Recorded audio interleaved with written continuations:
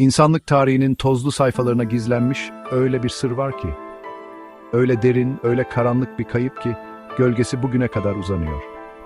Bu sadece kağıt ve mürekkebin değil, insanlığın ortak hafızasının, hayallerinin ve geleceğe dair umutlarının yok edilişinin hikayesidir. Eğer o bilgi, o bilgelik kaybolmasaydı, bugün bildiğimiz her şey, medeniyetimiz, teknolojimiz, hatta kim olduğumuz bile çok farklı olabilirdi.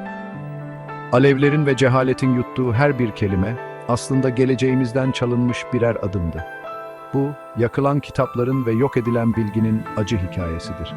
İskenderiye'nin küllerinden Bağdat'ın mürekkebe boyanmış nehirlerine, tarihin en büyük trajedilerinden birine tanıklık edeceğiz. Antik dünyanın kalbi İskenderiye. Bilginin, gözlemevinin, tıbbın ve matematiğin merkeziydi. Orada sadece kitaplar yoktu. Gökyüzünün sırları, mekanik düzeneklerin taslakları, binlerce yıllık tıp bilgisi vardı. Ve hepsi alevlere teslim edildi. Bilim, kütüphane ile birlikte 1000 yıl boyunca sessizliğe gömüldü. Bağdat'ta ise Dicle Nehri günlerce siyah aktı. Moğollar sadece şehirleri yakmadı, insanlığın ortak aklını nehre gömdü. Kütüphaneler dolusu emek, yüzyılların bilgisi birer mürekkep lekesine dönüştü. Ama herkes yakmadı, herkes yok etmedi. Bazıları o karanlığın içinde ışığı tutmaya çalıştı. Gelecek kuşaklar için bir satırı bile çamurdan söküp alanlar sayesinde bugün buradayız. Eğer o kadim kütüphaneler ayakta kalsaydı, belki bugün kansere bir çare bulunmuş, gökyüzünde süzülen araçlarla seyahat ediyor ya da çoktan yıldızlara ulaşmıştık. Kaybettiğimiz sadece kitaplar değildi, insanlığın potansiyeliydi. Sonsuz bir eğer, sonunda her şey zamanın içinde kaybolur. Zamanın izinde bu kayıp hazineleri yeniden hatırlamak için var. Bizi izlemeye devam edin. İskenderiye. Antik dünyanın kalbi. Sadece bir şehir değil, insan aklının ve merakının yeryüzündeki mabedi. Akdeniz'in kıyısında, medeniyetin nabzının attığı, bilginin bir nehir gibi çağladığı o eşsiz yer.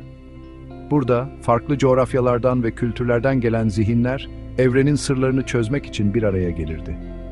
Papirüs tomarlarının hışırtısı, alimlerin fısıltılarına karışır, her köşede yeni bir keşfin heyecanı yaşanırdı.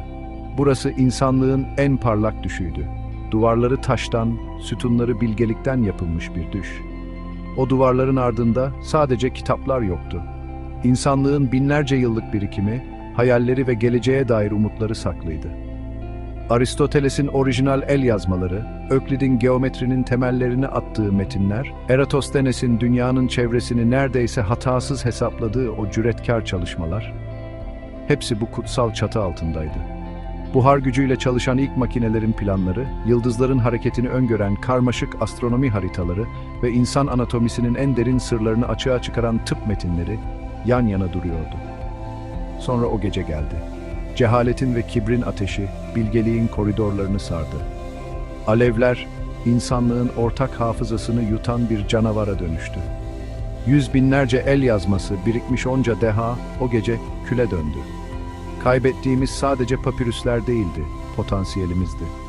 Belki de binlerce yıl kazanabileceğimiz bir gelecek, o alevlerin dumanında boğuldu.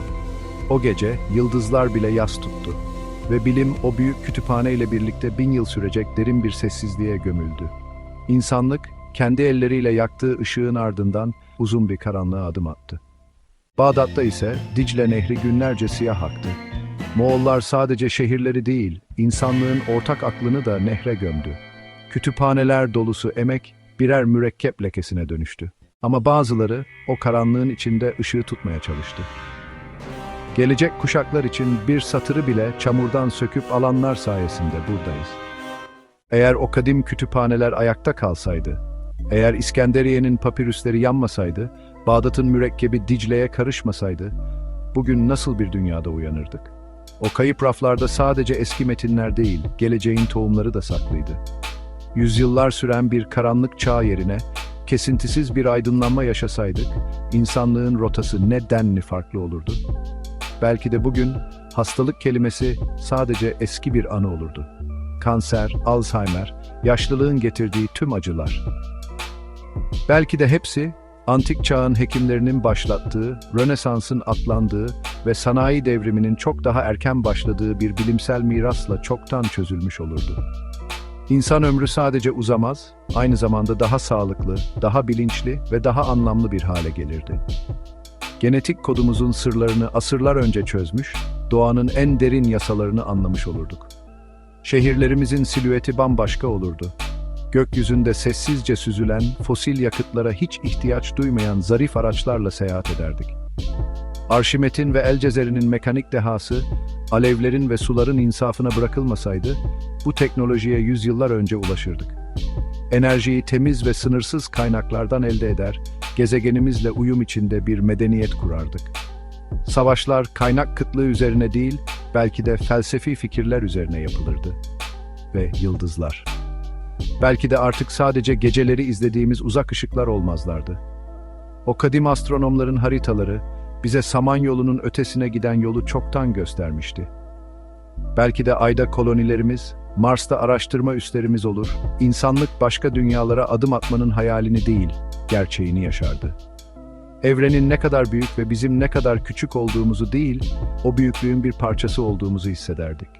Kaybettiğimiz sadece kitaplar, parşömenler, icatlar değildi. Kaybettiğimiz, ulaşabileceğimiz en iyi versiyonumuzdu.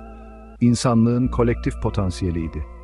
Binlerce yıllık birikimin küllerinden ve çamurundan doğan bugünkü dünyamız, aslında olabileceğimiz dünyanın sadece solgun bir gölgesi. Ucu bucağı olmayan, asla geri kazanılamayacak bir potansiyel kaybı. Sonsuz bir. Eğer, sonunda her şey zamanın içinde kaybolur. Zamanın izinde, bu kayıp hazineleri ortaya çıkarmak için var. Bizi izlemeye devam edin.